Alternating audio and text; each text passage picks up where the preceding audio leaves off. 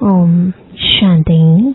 आज 17 जुलाई 2025 बाबा के महावाक्य है, मीठे बच्चे, ऊंच बनना है तो अपना पोता मेल रोज देखो। कोई भी कर्मेंद्रिय धोखा ना दे। आंखें बहुत धोखेबाज है, इनसे संभाल करो। प्रश्न है, सबसे बुरी आदत कौन सी है? उनसे बचने का उपाय क्या है? उत्तर है, सबसे बुरी आदत है ज़बान का स्वाद। कोई अच्छी चीज देखी तो छिपाकर खा लेंगे। छिपाना अर्थात चोरी। चोरी रूपी माया भी बहुतों को नाक कान से पकड़ लेती है।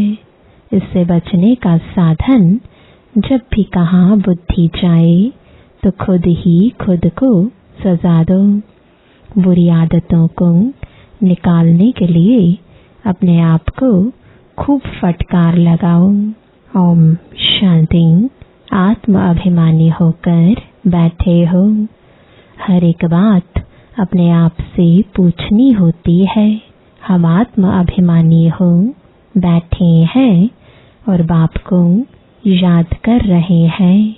गाया हुआ भी है, शिव शक्ति पांडव सेना।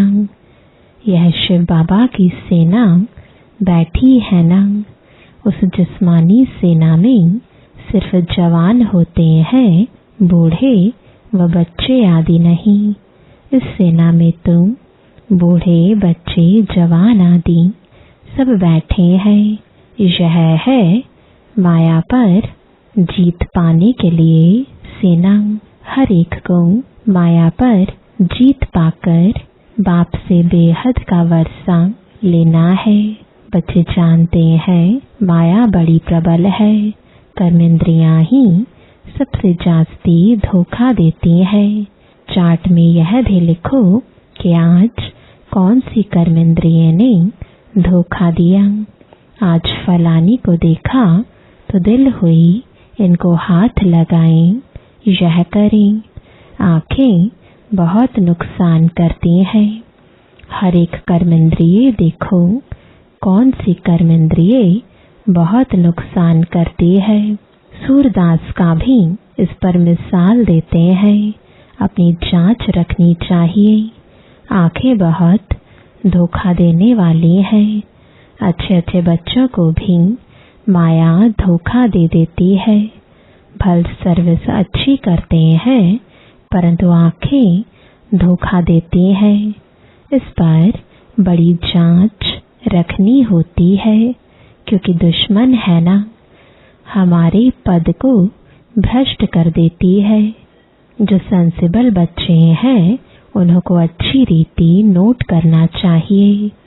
डायरी पॉकेट में पड़ी रहे। जैसे भक्ति मार्ग में बुद्धि और तरफ भागती है तो अपने को चुटकी काटते हैं। तुमको भी सजा देनी चाहिए। बड़ी खबरदारी रखनी चाहिए। कर्मेंद्रियां धोखा तो नहीं देती। किनारा कर लेना चाहिए। खड़ा होकर देखना भी नहीं चाहिए। स्त्री पुरुष का ही बहुत हंगामा है। देखने से काम विकार की दृष्टि जाती है। इसलिए सन्यासी लोग आंखें बंद करके बैठते हैं। कोई कोई सन्यासी तो स्त्री को पीठ देकर बैठते हैं। उन सन्यासियों आदि को क्या मिलता है? करके 10-20 लाख करोड़ इकट्ठा करेंगे। मर गए तो खलास, फिर दूसरे जन्म में इकट्ठा करना पड़े। तुम बच्चों को तो जो कुछ मिलता है वह अविनाशी वर्षा हो जाता है। वहाँ धन की लालच होती ही नहीं। ऐसी कोई अप्राप्ति होती नहीं जिसके लिए माथा मारना पड़े।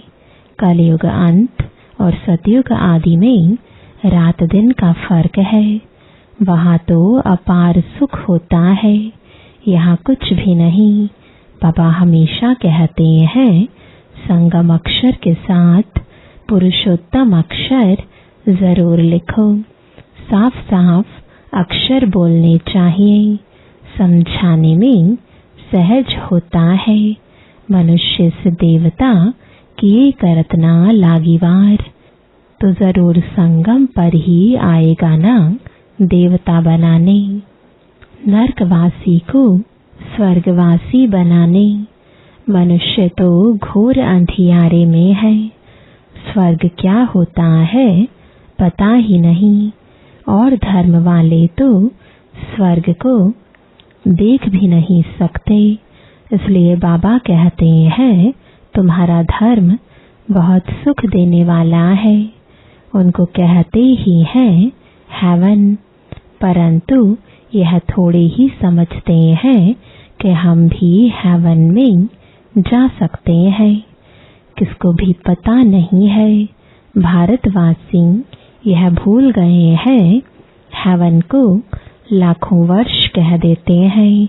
क्रिश्चियन लोग खुद कहते हैं 3000 वर्ष पहले हेवन था। लक्ष्मी नारायण को कहते ही हैं गॉड गॉडेस। जरूर गॉड ही गॉड गॉडेस बनाएंगे, तो मेहनत करनी चाहिए। रोज अपना पोता मेल देखना चाहिए, कौन सी कर्मेंद्रिय ने धोखा दिया। जबान भी कोई कम नहीं, कोई अच्छी चीज देखें तो छिपाकर खा लेंगे। समझते थोड़े ही हैं कि यह भी पाप है। चोरी हुई ना, सो भी शिव बाबा के यज्ञ से चोरी करना बहुत खराब है। कख का चोर सो लख का चोर कहा जाता है। बहुतों को माया नाक से पकड़ती रहती है।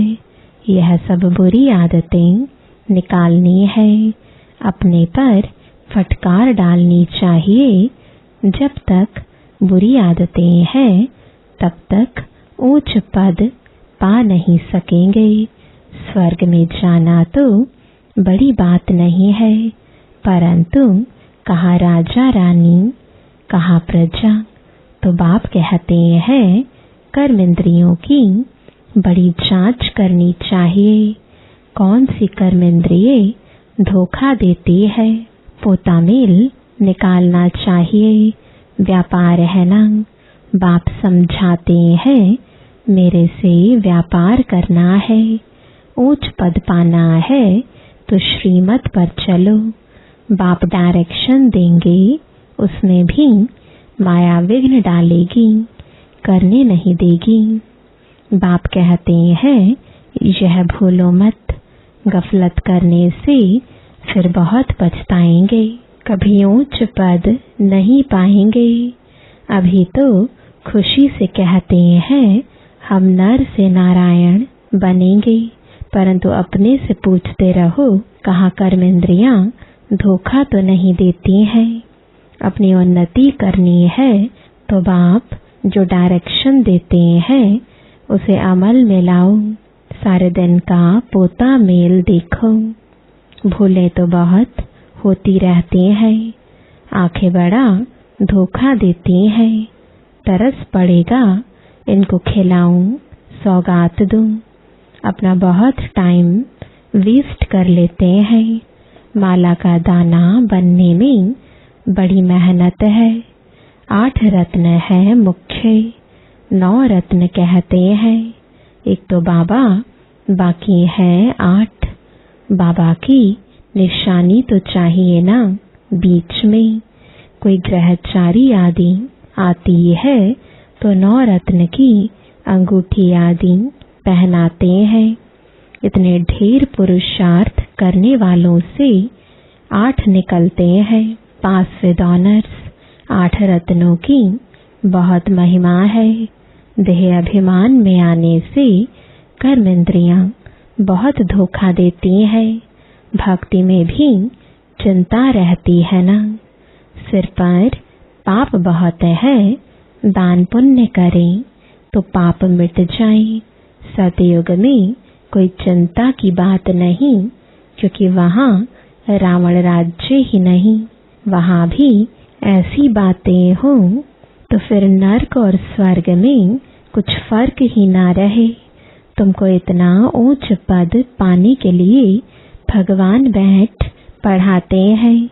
बाबा याद नहीं पड़ता है। अच्छा पढ़ाने वाला टीचर तो याद पड़े। अच्छा भला यह याद करो कि हमारा एक ही बाबा सतगुरु है।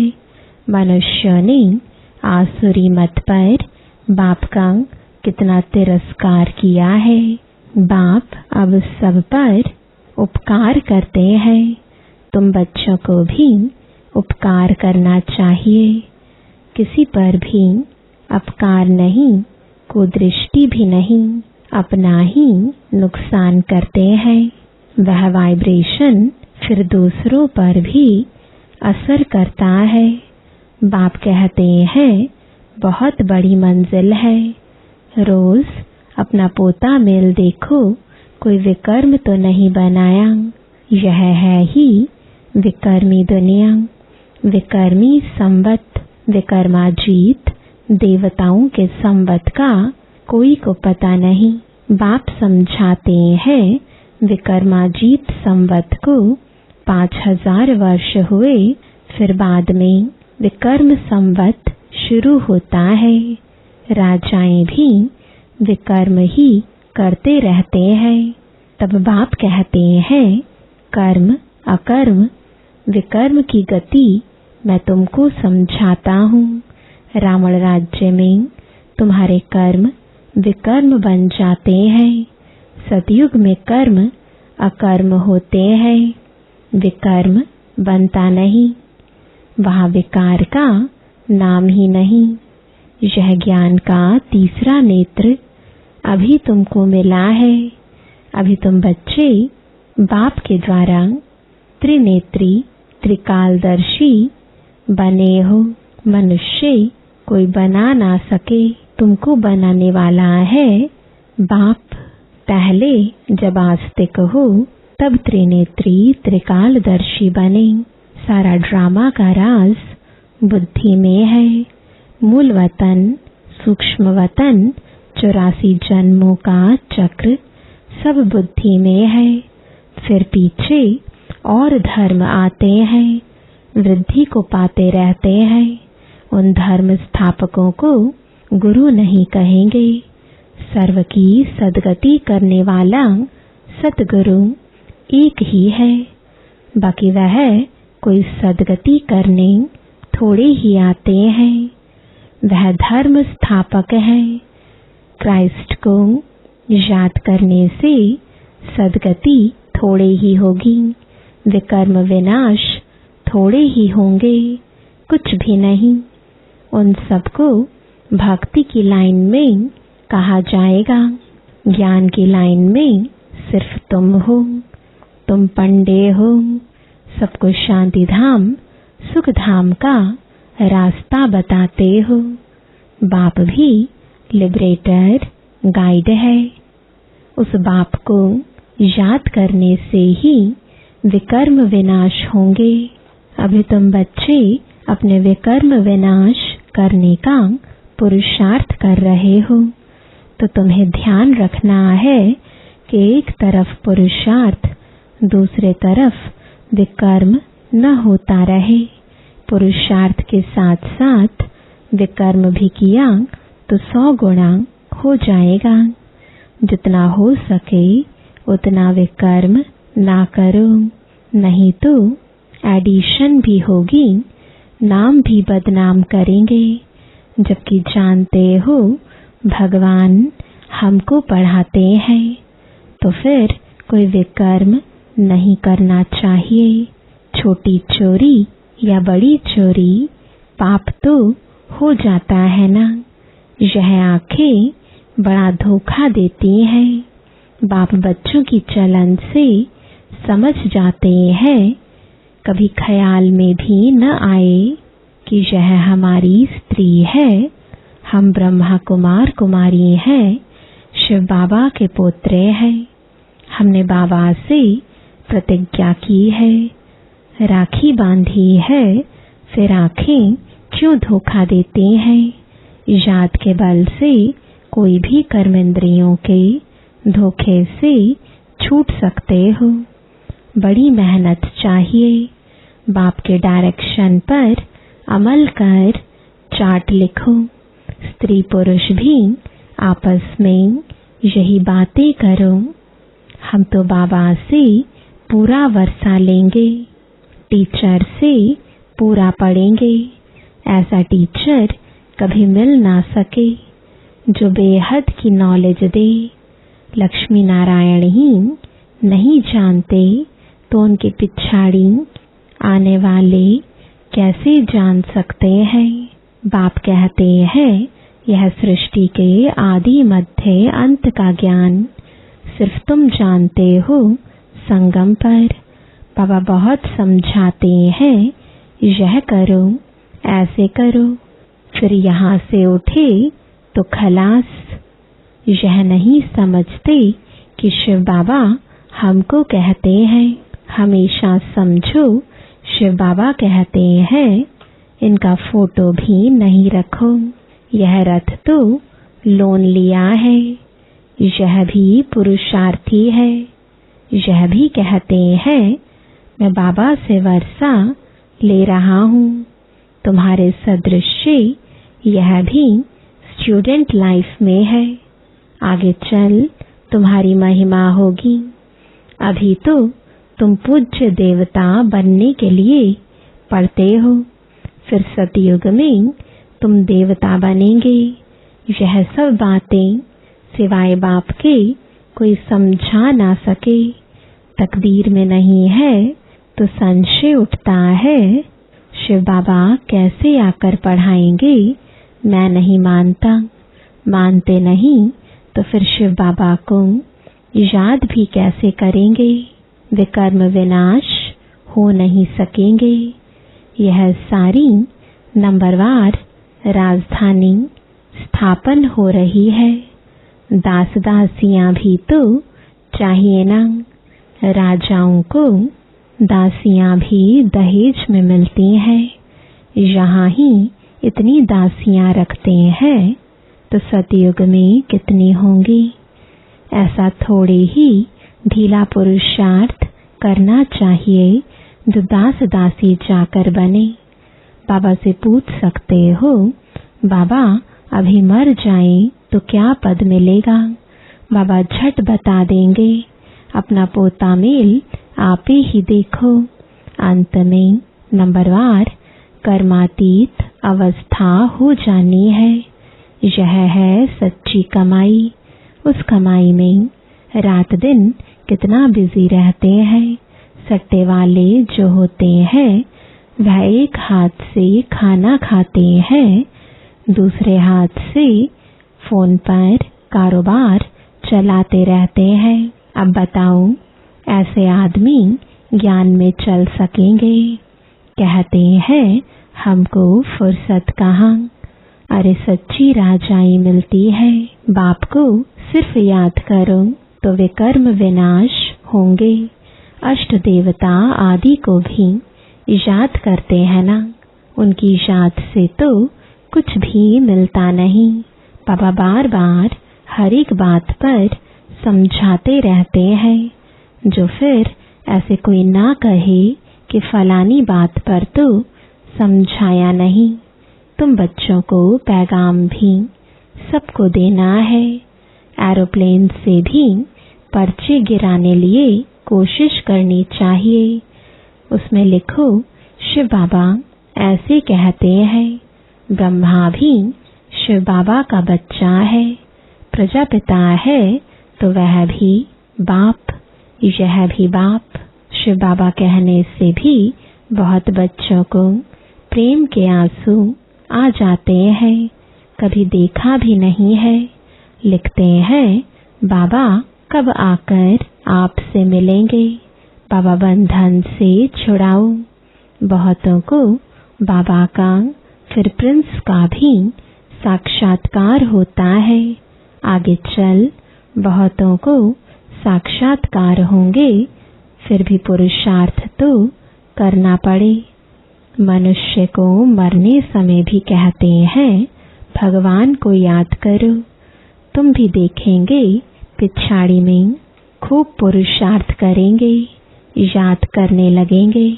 बाप राय देते हैं बच्चे जो समय मिले उसमें पुरुषार्थ कर मेकअप कर लो। बाप की याद में रह विकर्म विनाश करो तो पीछे आते भी आगे जा सकते हो। जैसे ट्रेन लेट होती है तो मेकअप कर लेते हैं ना, तुमको भी यहाँ समय मिलता है तो मेकअप कर लो, यहाँ आकर कमाई करने लग जाओ। बाबा राय भी देते हैं ऐसे ऐसे करो, अपना कल्याण करो। बाप की श्रीमत पर चलो, एरोप्लेन से पर्चे गिराओ, जो मनुष्य समझे कि यह तुम बरोबर ठीक पैगाम देते रहते हैं। भारत कितना बड़ा है सबको मालूम पड़ना चाहिए, जो फिर ऐसे न कहें कि बाबा हमको तो पता ही नहीं पड़ा। अच्छा, मीठे मीठे सिकिलते बच्चों प्रति माता पिता बाप दादा का याद प्यार और गुड मॉर्निंग। रूहानी बाप की रूहानी बच्चों को नमस्ते, रूहानी बच्चों की रूहानी बाप दादा को गुड मॉर्निंग और नमस्ते।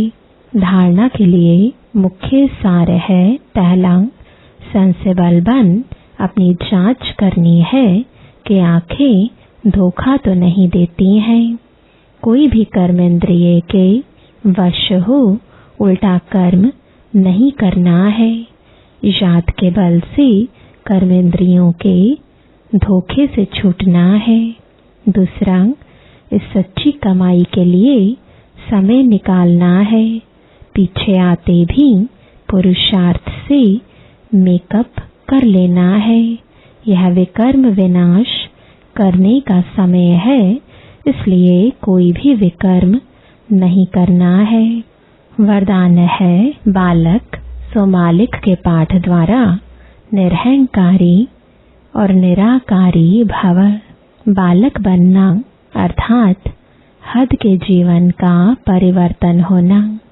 कोई कितना भी बड़े देश का मालिक हो, धन व परिवार का मालिक हो, लेकिन बाप के आगे सब बालक हैं। तुम ब्राह्मण बच्चे भी बालक बनते हो तो बेफिक्र बादशाह और भविष्य में विश्व के मालिक बनते हो। बालक सो मालिक हूँ, यह स्मृति सदा निरहंकारी निराकारी स्थिति का अनुभव कराती है। बालक अर्थात बच्चा बनना, माना माया से बच जाना। स्लोगन है, प्रसन्नता ही ब्राह्मण जीवन की पर्सनालिटी है, तो सदा प्रसन्न चित्त रहो। आज का अव्यक्त इशारा, संकल्पों की शक्ति जमा कर श्रेष्ठ सेवा के निमित्त बनो।